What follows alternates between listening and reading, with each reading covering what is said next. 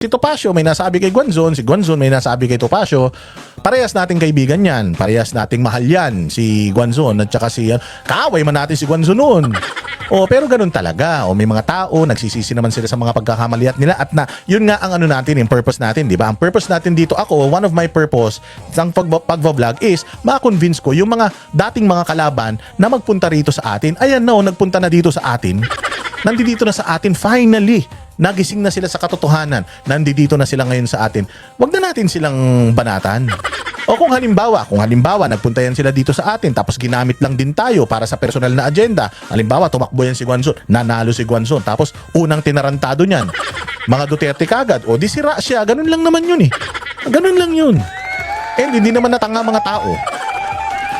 So naiintindihan ko naman si Attorney Ferdy. Attorney Ferdy, kaibigan ko yan. Talagang idol ko yan. Mahal ko yan. Naintindihan ko naman siya, yung kanyang pag-alab ng kanyang damdamin. Ito nga ang maganda sa mga Duterte. Walang nagkukumpas sa atin eh. Si Topacio may nasabi kay Guanzon, si Guanzon may nasabi kay Topacio. Parehas nating kaibigan yan, parehas nating mahal yan, si Guanzon at saka si kaaway man natin si Guanzon noon. Pero ganun talaga. May mga tao, nagsisisi naman sila sa mga pagkakamaliat nila at na, yun nga ang ano natin, yung purpose natin, di ba? Ang purpose natin dito, one of my purpose sa pagbablog is ma-convince ko yung mga dating mga kalaban na magpunta rito sa atin. Ayan no, nagpunta na dito sa atin. Nandito na sa atin, finally. Nagising na sila sa katotohanan. Nandito na sila ngayon sa atin. Huwag na natin silang banatan. Kung halimbawa, nagpunta yan sila dito sa atin tapos ginamit lang din tayo para sa personal na agenda. Halimbawa, tumakbo yan si Guanzon, nanalo si Guanzon, tapos unang tinarantado niyan. Mga Duterte, ito yung season na talagang magiging madugo para sa mga Duterte. Kita nyo ngayon, nandito tayo ngayon sa Davao City. At dahil nabalitaan nga natin na ang KOJC ay magkakaroon ng pagbisita ang korte para sa ocular inspection na sabi ko nga it doesn't make any sense. It doesn't make any sense or it doesn't make sense itong pagpunta ng mga ng korte diyan sa Kingdom of Jesus Christ dahil 16 days na na nagpunta diyan nanirahan diyan si General Torre kasama nung kanyang mga satanas na mga inutusang mga pulis noon. 16 days na sila nandiyan. 16 days po, ito seryoso po ito ha. 16 days po silang nandiyan sa loob, 16 days po silang nagpaikot-ikot, 16 days na parang sila po ang naging may-ari noong mga properties na yan diyan sa Kingdom of Jesus Christ. Kaya nga, takang-taka tayo, para saan pa itong ocular inspection? Kasi nga daw, merong kaso si Pastor Apollo Kibuloy na human trafficking at itong human trafficking na to, may isang nagre-reklamo na yung nagre-reklamo na yun, pinipwersa daw siya na magbenta ng munchkins. At sa pagbibenta daw na yun, pag hindi daw siya kumukota, siya daw ay sinasanction. So parang sapilitan daw silang pinagtitinda. Sabi ko nga, sa lahat naman siguro ng mga simbahan, sa lahat naman siguro ng denominasyon, sa lahat naman siguro ng paniniwalang espiritual, meron pong mga fundraisers yung mga yan. Siyempre, saan ba sila kukuha ng kanilang panggastos? Siyempre, sa mga fundraising nila. And aside from that, mga bossing, sa mga fundraisers na yan, di ba nagbibigay tayo sa simbahan o sa simbahang Katoliko? Kapag tayo ay nagsimba, meron yan collection. Dati nga, ang collection isa lang Ngayon, mula may second collection, third collection, sinasabi nila kung ano yung mga programa nila. Halimbawa, ginagawa yung adoration chapel sa simbahan. So sabihin niyan, ito meron tayong second collection para sa ating proyekto na pinapagawang mini chapel, ganito, ganyan. Kung ano man yung proyekto ng simbahan, nangongolekta yan sa mga members at saka mga churchgoers nila ng pera. Sa mga Iglesia ni Cristo, ikapo ang tawag nila diyan. Sabihin na natin na ikapo sa Katoliko, sa mga born again Christian, sa mga kung ano-anong simbahan, meron talaga yan. Sa Iglesia ni Cristo, 30% nga yan. Very strict sila diyan. Talagang 30% ng iyong kabuhayan ay dapat na inaalay mo sa simbahan dahil yun ang balik mo sa Panginoon sa lahat ng blessing. So lahat siya hindi yan binubuwisan. Walang buwis po yan. Walang buwis na binabayaran ang mga simbahan. Kaya nga sabi nila, kaya nga maraming mga pera ang mga simbahan dahil wala nga silang buwis na binabayaran. Yung mga abuloy na binibigay natin sa simbahan, ikapo, sa collections, ganyan. So, and bawat simbahan, sa amin sa Katoliko, pag linggo, nakikita mo yung simbahan, nagtitinda sila doon ng mga kung ano-ano, leche plan, kaldereta, sisig, kung ano-ano magpagbebentahan kasi nga ano yon, fundraising nila yon, napupunta yon sa simbahan. O ganun din sa Kingdom of Jesus Christ, yung mga members nagtitinda din sila ng mga produkto, yun yung tulong nila sa simbahan. Kasi nga sabi ko nga sa inyo dito sa KOJC, yung mga full-time worker nila dyan, libre lahat. Libre eskwela, libre bahay, libre pagkain, lahat libre, pati transportation, libre sila dyan. Pati yung mga personal na mga bagay sa mga shampoo, mga toothpaste, sabon, pati sabon panlaba, libre sila dyan sa KOJC compound. Lalo na pagka full-time miracle worker ka. So talagang, syempre may mga pinapaaral ka pa, may mga scholars ka, may mga pinapaaral ang simbahan, mga nag-aabogasya, nagpupulis, at kung ano-ano pa, napakarami nilang mga aktibidades. And aside from that, ang SMNI at ang KOJC, nag-outreach program yan, nagbibigay yan ng tulong. Mayroong SMNI Foundation, di ba, na nagbibigay ng tulong sa mga nasasalanta ng bagyo, lindol, and all. So kailangan niya ng pera. Saan kukunin yan? Wala namang pondo ang simbahan galing sa gobyerno.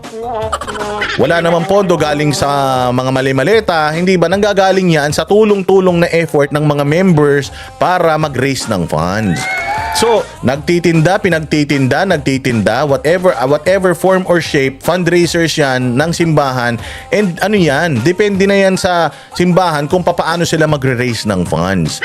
Hindi ba? So, in this case, kay Pastor, sa nagre-reklamo kay Pastor, libre, yung nagre-reklamo na yan, lahat silang magkakapatid, pati nanay at tatay, mga miyembro yan.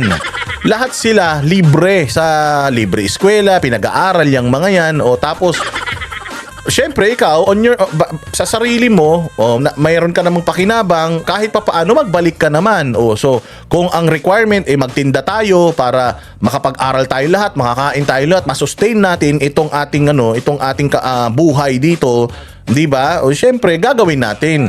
So magkano lang man ang yung nagrereklamo, actually ang kinikita lang niya sa isang araw yata 150 pesos, yun lang yung kanyang araw-araw na kailangan na ma-produce para para naman sa simbahan. Mantakin mo, libre bahay, libre tirahan, libre pagkain, libre eskwela. Kolehiyo, sabi ko nga sa inyo, napakahirap mag-aral kasi ang mahal-mahal ng tuition fee, pero libre. Napakaganda pa ng mga eskwela nila. And aside from that, meron pa silang Children's Joy Foundation dati na nagpapakain at nagpapaaral sa napakaraming mga milyon-milyon ng bata actually sa buong mundo.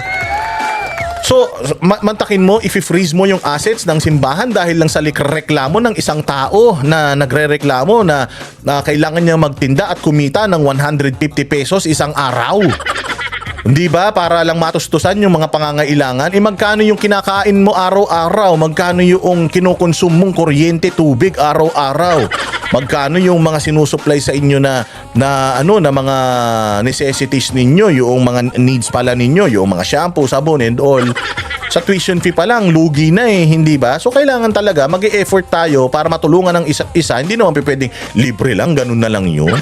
So hindi ba, to sustain yung ating lifestyle dito sa loob ng simbahan at ng compound, we also have to make an effort, di ba? Dahil nga dyan sa Kingdom of Jesus Christ, Commonwealth lahat ng kita ng lahat ng mga ng simbahan, mga donations and all, mapupunta yan sa isang sisidlan lang. Walang may-ari niyan, silang lahat ang may-ari niyan. Nagkataon, itong Kingdom of Jesus Christ, hindi sila corrupt.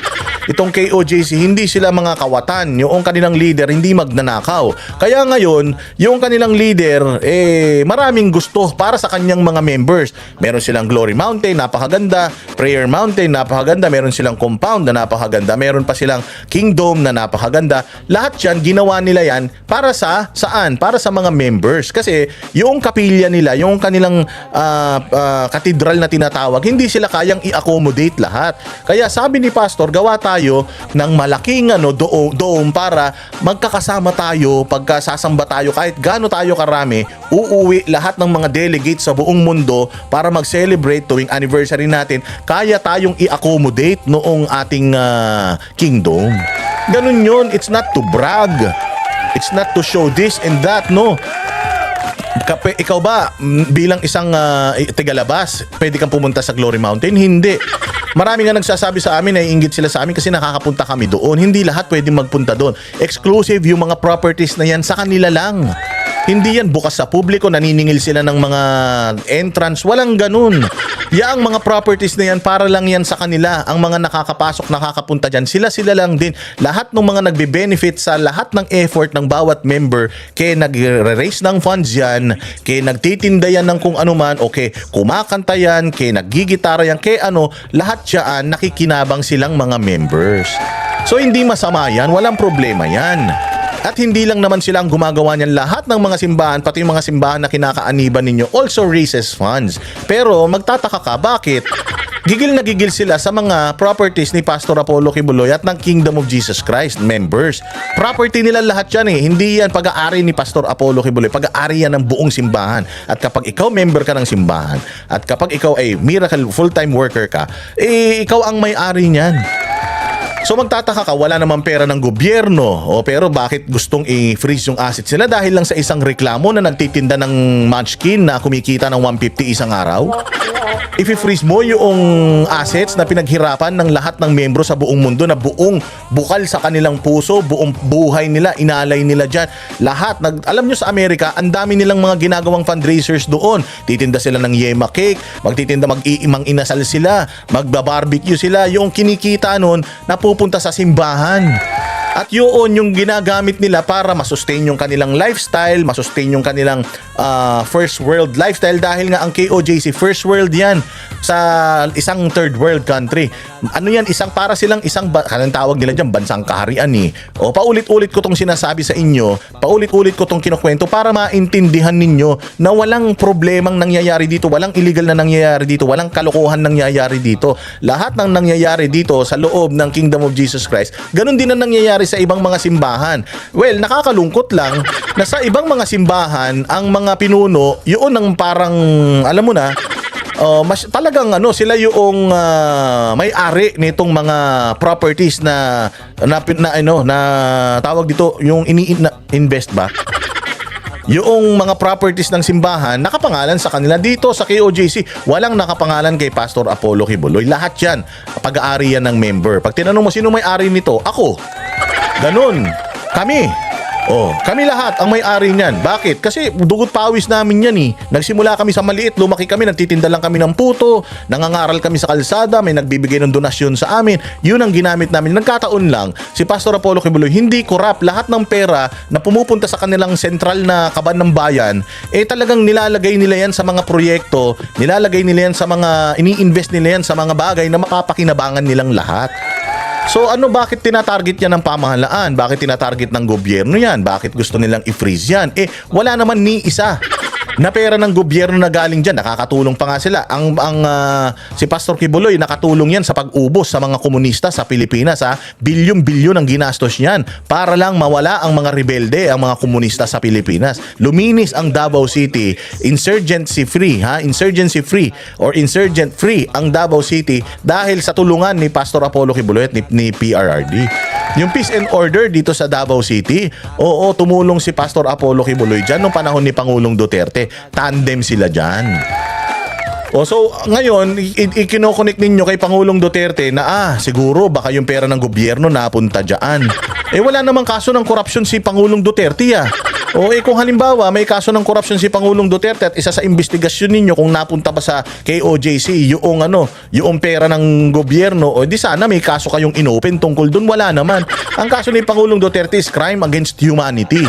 Wala siyang krimen o corruption na involvement. So, kung yun ang sinisilip nila na connected siya kay Pangulong Duterte and there's a possibility na fina-funnel ni Pangulong Duterte ang pera sa KOJC, una sa lahat, di naman member ng KOJC si Pangulong Duterte. Tingnan nyo naman kung paano mamuhay si Pangulong Duterte. Namuhay ba siya ng marangya? Hindi naman. Walang kaso ng corruption si Pangulong Duterte. Kung yun lang yung nakikita ninyong connect para imbestigahan ninyo itong Kingdom of Jesus Christ compound.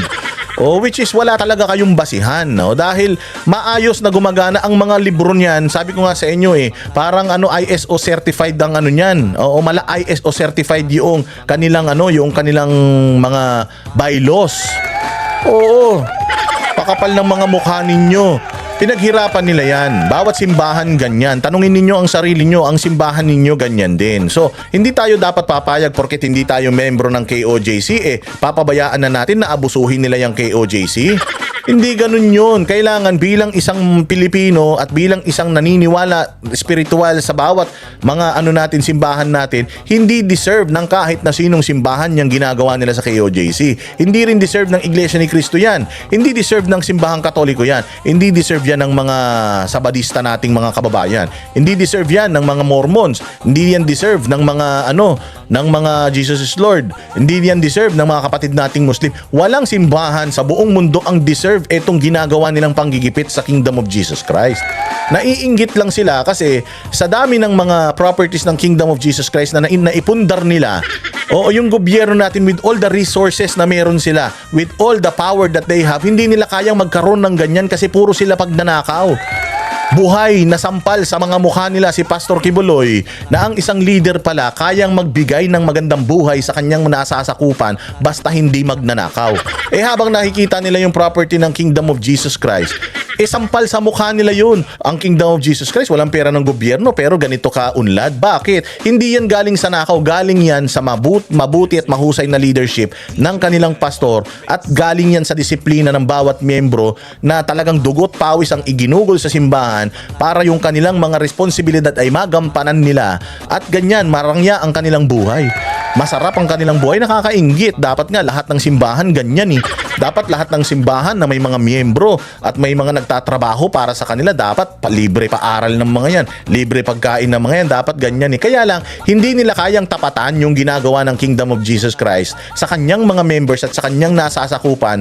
Kaya dahil hindi nila kayang mag-compete, hihilain na lang nila pababa. Ganyan ang ginagawa ng mga hayop na yan.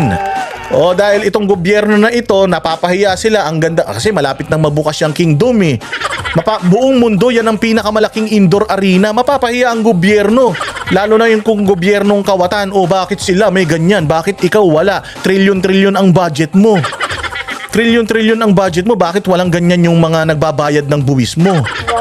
Di ba? Kaya ganyan ang ginagawa nila. Tapos may usap-usapan pa na target talaga ng Amerika ang Kingdom of Jesus Christ compound kasi strategic. Malapit sa dagat, malapit sa airport, kaya gusto nilang gawing base militar na naman yan. Mga walang hiya kayo, puro kayo base militar. Wala naman na itutulong yung gera na yan sa buhay ng mga Pilipino. Wala naman na itutulong yung mga kanuna yan sa Pilipinas. Tingnan ninyo, hirap kayo makakuha ng visa. Bakit kayo hirap makakuha ng visa samantalang ang dami nilang pakinabang sa atin? Paano ang nakikinabang sa mga yan? Yung mga nasa gobyerno lang ng mga magnanakaw. Ano pa? Nakapagpadala na ba sila ng langis dito? Hindi pa. Sa tuwing may problema ba tayo? Nagbibigay ba sila ng tulong sa atin? Pagdating nung COVID, nagbigay ba ng tulong sa atin? Sino nagbigay sa atin ng mga bakuna? Alamin ninyo. Alamin ninyo. So gagawin nilang base militar daw yan. Kukunin nila dahil strategic yung na yan, yung area na yan. Huwag tayong papayag. Hindi porket hindi tayo miyembro ng simbahan na yan, papayag na tayo. Nasa Pilipinas yan, mga Pilipino din yung mga yan. Bagamat magkakaiba tayo ng paniniwalang espiritual, respetuhan, hindi dapat nangyayari sa kahit na kaninong kababayan natin yung ganitong klase ng pang-aabuso. Yan yung lalabanan natin. Nandiyan din tayo nung nakaraan sa sa bahay ni Kong Pulong. Nagbantay din tayo dyan sa bahay ni Kong Pulong, hindi ba? Pagbantay natin dyan sa bahay ni Kong Pulong, mga bossing, talagang matindi. Ang daming mga nagvo-volunteer. Nag-volunteer yung mga tao, nagbabantay araw-araw, nagdadala sila ng mga pagkain, nagkakainan sila doon. Kasi ayaw nila na, naniniwala sila na pag pinasok yung bahay na yan, magtatanim sila ng ebidensya. Pag nagtanim sila ng ebidensya, magtanim ka lang ng isang granada dyan Kung kanino nakapangalan yung property na yun, magtanim ka ng isang granada. Na yan, no bail yan. Nakita ninyo yung nangyari doon sa property ni Kong Tebes, biglang nakakita sila ng IED. Di ba? Bawal na bawal yun no bail yun. Kita nyo naman yung ginawa nila sa property ni Tebes, yung mga camera pinaglilihis nila. Tapos biglang naghukay sila. Alam nila kung nasaan sa laki ng lupain, alam nila kung nasaan yung mahuhukay nila na mga sunog na na papeles, mga baril. Kung maniniwala ka ba dyan? Di ba? Illegal. So ganun ang gusto nilang gawin. Ganyan din ang gusto nilang gawin sa KOJC. Balita ko nga, maghahanap daw sila dyan ng laboratorio ng droga. Ano ba yan? Paano magkakaroon ng laboratorio ng droga? Simbahan yan. Ang tagal namin nagpaikot-ikot dyan. Hindi lang kami, pati pulis nagpaikot-ikot dyan. Wala silang nakita kahit isang piraso ng bala. Kahit isang piraso ng palara, wala silang nakita dyan. Ni sigarilyo nga, wala dyan eh. Bawal nga manigarilyo dyan, nagyoyosi dyan yung mga hayop na mga PNP dati. Dura pa ng dura. Diyan sa loob ng mga compounds at properties ng KOJC, bawal dumura. Bawal nga dumura, bawal manigarilyo. Anak ng tinapay, magkakaroon pa sila ng laboratorio dyan. Katarantaduhang malala yan. May bali-balita noon na noong after nung 16 days na wala na sila dyan, gusto daw nilang bumalik para magtanim ng magtanim ng mga ebidensya. Sabi nung mga dating mga pulis na wala na yata ngayon dito, hindi pwede, ang tagal natin dyan tapos biglang makakahanap. Pwede ba yun? 16 days tayo nandiyan dyan, paikot-ikot, may mga video yung mga vlogger, may mga video 24 oras na CCTV dyan. Diyan na tayo natutulog, diyan na tayo nakatira, naliligo, tumatai, umiihi, diyan na tapos biglang makakahanap bigla ng mga kung ano-ano sa compound na yan. Katarantaduan yan, tinanim yan pagka ganyan. O dyan din kay Kong Pulong, ganyan din daw yung plano nila. Yun yung mga naririnig natin ha. And dyan sa Kingdom of Jesus Christ, ganun din. Yun din ang plano nila. Kaya nga ang higpit ng KOJC nun, lahat ng pumapasok ng mga polis, tinitingnan nila yung mga gamit. Kasi mahirap talaga, bigla kang maglagay dyan ng 1 kilong shabu, diyari na. O kaya ganun kahigpit nung 16-day siege. And again 16 days na nandiyan yung mga pulis, wala ni isang member ang lumapit sa kanila at nagsumbong na minumolestya sila, kinukulong sila, kinakalbo sila, nilalatigo sila, pinahihirapan sila, pinipilit sila. Walang ganun for 1 whole month. 16 days na nandiyan sila sa loob. Tapos ilang buwan na nagja-jogging sila sa labas. Wala silang ganung nakita. Kaya hindi ko maintindihan bakit i-ocular pa diyan kay Kong Pulong at saka sa mga properties ng mga Duterte. Bakit papasukin yung mga properties? Ano bang kaso? May kaso ba? O ano yan? Para malihis na naman yung issue sa flood control scandal. Para malihis yung issue ng ng pagnanakaw ng mga taga-gobyerno. May mga sinasabi, may mga sakit daw. Yung mga namumuno ngayon. O kung totoong may sakit, magbago ka na. May sakit ka na, malapit ka na mamatay, tas ang sama-sama pa ng ugali mo. Ang problema sa inyo, mga ganid kayo masyado eh. Mga hudas kayo. So yan lang yung gusto nating sabihin mga bossing. Mag-ingat-ingat ang lahat at maging bukas ang ating mga mata. Hindi natin problema dito yung KOJC. Ang KOJC hindi yan ang problema ng Pilipinas. Ang mga Duterte hindi problema ng Pilipinas. Ang problema ng Pilipinas mga bossing, yung malawakang korupsyon. Ang problema ng Pilipinas mga bossing, yung flood control project scandal, mga ghost projects na pinagagawa nila, ninakaw nila yung pera ng taong bayan. Yan po ang problema ng Pilipinas ngayon. Ang problema ng Pilipinas ngayon yung mga magnanakaw na mga sa gobyerno. Ang problema ng Pilipinas ngayon, ang pagtaas ng presyo ng bilihin, bigas, food security, lumalalang crime, peace and order, at saka yung pagmahal ng langis at yung sa mga susunod na panahon dahil dito sa walang humpay na gera na ito ni Donald Trump visit na ito. Yung gera na yan dyan sa sa Middle East na yan na ginagawa nila, yan ang problemang malala na dapat nating paghandaan. O hindi ba yan yung wala pa naman programa ang gobyerno para sa mga Pilipino. Wala pa naman silang plano para sa mga Pilipino tapos may ganito pang krisis na nagaganap. Nakakatakot yan. Yun ang dapat nating tutukan. Hindi problema ng Pilipinas. Kahit, sabi ko nga sa inyo, nakulong na si Pastor, nakulong na si Pangulong Duterte. Ano nangyari sa Pilipinas? Umunlad ba Pilipinas? O kung mai-impeach si VP Sara, uunlad ba Pilipinas? O kung itong mga properties ng KOJC ma-sequester ng illegal, uunlad ba Pilipinas? Kayo ba, na mga bashers ng simbahan na yan, makikinabang ba kayo? Kapag ginawa nila yan na nagtagumpay sila sa pangdidemonyo nila dyan sa simbahan na yan, giginawa ba buhay mo? Pag nakulong ba si Inday, giginawa buhay mo? Pag hindi na nakatakbo si Inday sa 2028 dahil sa impeachment, giginawa buhay mo? Kapag may nakita silang something dyan sa bahay ni Pulong, giginawa buhay mo? O bakit ko sinasabi? Boss Dada, paglabag sa batas. Wala ngang paglabag sa batas eh. Wala namang problema kung lumabag sa batas. Kung ang simbahan ng KOJC lumabag sa batas, di usigin sila, sampahan sila ng kaso. May kaso na, hinaharap na nila eh. Kung ang mga Duterte may mga kaso, di sampahan nyo na, kung may mga ginawang kasalanan, sampahan nyo ng kaso. Hindi yung puro ganyan, puros pang pananakot ang ginagawa nyo. Puro illegal eh. Malapit na matapos ang administrasyon na ito. This administration is as good as 2026 na lang. Oo, pagtapos itong 2026, this government is over. Lahat na ng mga Pilipino maghihintay na yan para sa 2028 election at lahat ng mga politiko babaliktad na lahat yan. Oo, kaya let us all survive this 2026 because if we can survive this, maprotektahan natin ang Duterte, maprotektahan natin ang KOJC, maprotektahan natin si Inday Sara, sigurado tayo na makakabalik tayong lahat. We will go back to yung glory days na ibinigay sa atin ni Pangulong Duterte. Yun lang, this vlog is all about that. Walang mga masyadong balita ngayon. Dahil linggo ng pagkabuhay na medyo nagpahinga ang balita. Pero tayo hindi tayo mawawalan ng boses. Talagang itutuloy-tuloy natin to. Paulit-ulit natin tong sasabihin sa inyo para maging parang tumato sa mga utak natin. So nandito tayo ngayon, nag-iikot tayo ngayon, pinupuntahan natin, pumupunta tayo kay Kong Pulong, pumupunta tayo sa KOJC, nagmamasid tayo dahil talagang gusto ko maging ready ako hanggat nandito ako, gagamitin ko yung aking advokasya para bantayan yung mga gagawin nilang kabulastugan. May mga nag-iikot-ikot diyan, nagpapalipad ng mga drone. Diba? Tayo lahat magbabantay tayo, hindi tayo papayag na babuyin pa nilang muli ang Pilipinas. Hindi tayo papayag na babuyin nila ulit ang KOJC. Binaboy na nila ng mahabang panahon yan eh. Binaboy na nila ng ilang taon yang KOJC. Hindi tayo papayag. Kailangan bilang Pilipino, tumayo tayo. Hindi tayo basta mananay porket di natin simbahan, hindi na natin pakikialaman. Hindi yun. Lahat Pilipino yan, mga nasa Pilipinas yan. At paglabag sa batas ng konstitusyon ng Pilipinas ang ginagawa nila. Kaya hindi tayo dapat papayag, okay? Tayo papayag. Walang hiya kayo. Maayos yung mga yan. Sabi ko sa inyo, pumunta ako dun sa distrito ni Pulong Duterte hindi pala Kalinan. Diyan sa may Talomo. Yung ano ba yung barangay na yan? Diyan sa Talomo. Nagpunta ako dyan, ang ganda ng distrito na yan ni Kong Pulong. Ang lalaki ng kalsada, ang liwanag. Tapos ang ganda ng barangay hall nila, basketball court nila, may sarili silang bumbero. Walang korupsyon. Pumunta kayo dyan sa mga congressman na may ingay ngayon. Pumunta kayo kay Luis Ro. Tingnan nyo kung anong meron sa Batangas sa kanyang distrito. Tingnan ninyo, ikumpara ninyo sa distrito ni Pulong Duterte. Hanap kayo ng proyekto ni Pulong Duterte. Pumunta kayo sa distrito niya. Dyan sa Talomo. Sa barangay, ano ba yan? Dyan sa barangay niya. Tingnan ninyo, mahihiya kayo sa mga sarili ninyo. Para silang syudad. Yung kanilang barangay halls dyan, parang mga city hall. Mahihiya kayo sa mga sarili niyo. Kanya nyo sila gustong patigilin sa pagsisilbi sa bayan kasi na-i-expose kayo.